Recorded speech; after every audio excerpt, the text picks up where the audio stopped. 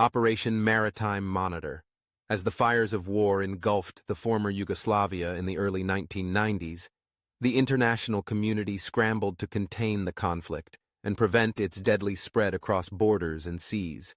The United Nations imposed sanctions and arms embargoes on Serbia and Montenegro in an effort to curtail their support for violent campaigns in Croatia and Bosnia.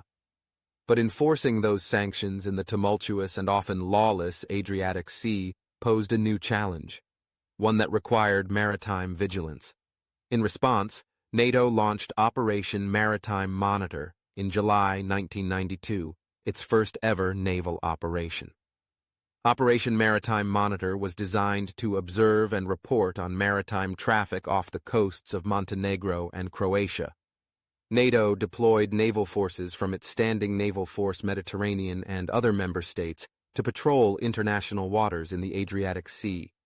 Their job was not to intercept or seize ships, but to monitor, track, and document vessel movements suspected of violating the UN embargo. It was surveillance with a message.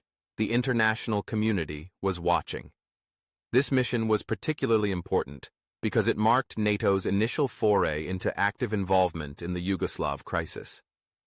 The alliance, which had never before engaged in an operational deployment, was now testing its ability to coordinate real-time missions involving multiple nations, vessels, and intelligence assets.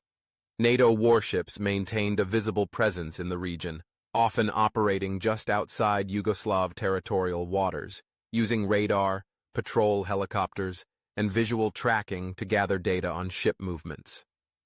Though it was a non-intervention mission, Maritime Monitor provided critical intelligence to the United Nations and helped lay the groundwork for stronger enforcement measures.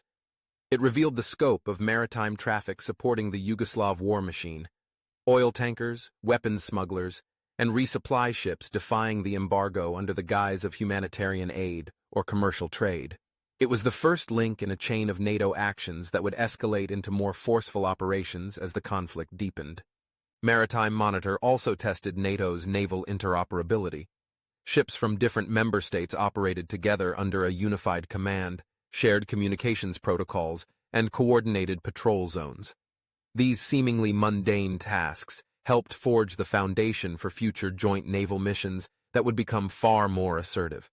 The operation transitioned into a more robust enforcement effort, Operation Maritime Guard, in November 1992. This new mission empowered NATO ships to stop, inspect, and, if necessary, divert suspect vessels to enforce compliance with the embargo. Maritime Monitor had done its job.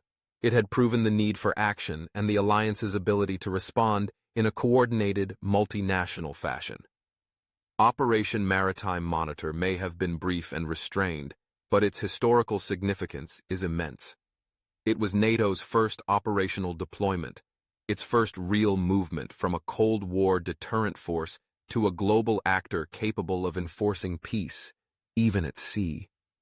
It demonstrated that in an era of shifting threats and emerging crises, the alliance could adapt, act, and evolve.